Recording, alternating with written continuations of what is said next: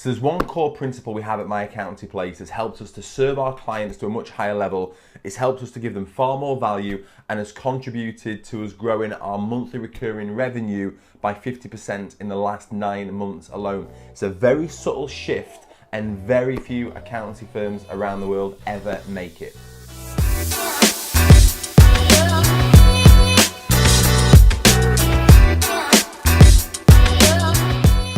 So there's a physiotherapist company in the northeast of England in Hartlepool that is considered to be one of the world's best physiotherapist practices in the fact that it gives far more value to its clients, it really helps them, it gives genuine results. They have a constant queue of people wanting to do business with them, the marketing is incredible, just a real world-class company. And it's such a world-class company and been recognised as such that now they actually train other physios around the world, specifically in America, how to achieve similar results to them. And they have many fantastic core values and core principles, but one of their main core values that they have is person first, patient second. So what would happen is, let's say somebody rings up and they say, hey, I've got a bad back, can you help?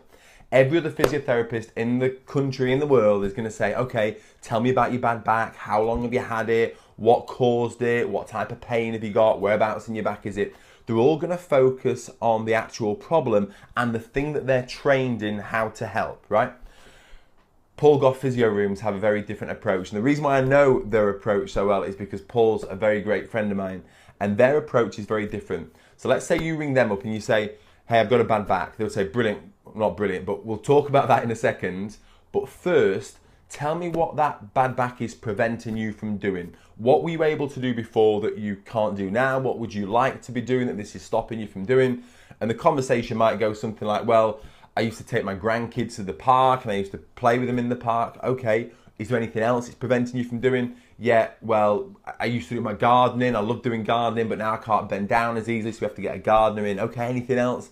And so they would understand really what the problem is for the person, not for the actual patient. So once they get to grips with that, then what they can say to that person is, okay, so if we can help you to play with your grandkids in the park again, if we can help you to get back in the garden and sort your garden out, then how does that sound? Is that what you're looking for? Brilliant. Now tell me about the pain. Tell me about your back. How long have you had it? Where's the pain? How acute is it? Etc. etc. And they go into that. There's very few other physios that would ever have that conversation because one of the issues they have is they're cursed with knowledge of what they can actually do, of the pain, of the body, of muscles, etc. And so they tend to focus on that.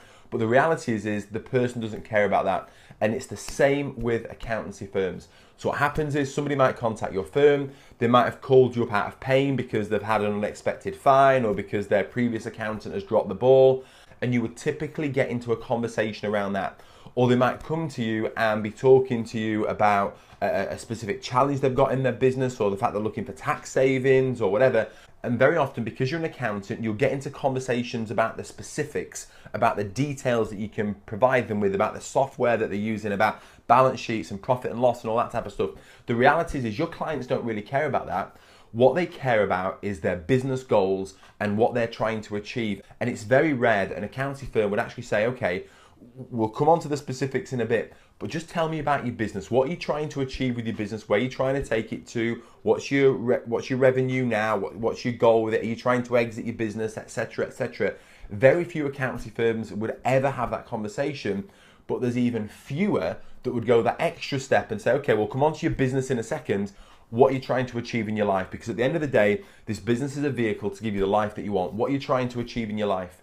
And it's at that point that you start to deal with the person first and the client second, which is our core value at My Accountancy Place. And that's when you'll open up the conversation to a very different thing. It's when you'll find out that that person wants to buy a house in another country, or that they want their child to have a better level of education, or they want the wife to leave work, or they want to retire at a certain age, or they want to sell the business for X amount. It's at that point when you'll start to have real conversations. And once you understand that, it's at that point you can say, okay, so if we can help, if that's what you want in your life, then we can help your business to achieve these goals here to ultimately give you that life that you want. Therefore, these are the services that you're going to need if we're going to help your business to achieve those goals. How does that sound? It's a very different level of conversation, and it's actually what your clients want. And it's very rare that an accountancy firm is having those conversations. Yes, they might go into the business goals, but very rarely would they actually move into what the person goals are. And it's because, again, you're cursed with knowledge, you understand all of the services that you provide, and very often those services, especially to a client, I'm a business owner myself, those services are very complicated to me. All the different nuances of what you can provide and this and that, it's very, very complicated. And for me as a business owner, it's very simple. I'm trying to achieve these certain business goals so that I can achieve this in my life. And they're the conversations where you deal with a person first and the client second, where you're going to have the greatest wins, where you can have the greatest impact, where your client's going to see the full value of what you can provide, where they're going to potentially buy more services from you so they can overcome their obstacles and achieve their goals faster, where you can develop lifelong relationships with them so you're going to improve your retention rate, where they're going to sign up quicker, where you're going to give more value, where you're going to have more fun. This is where the party is. This is what it's all about. Start talking to them as a person first and a client second.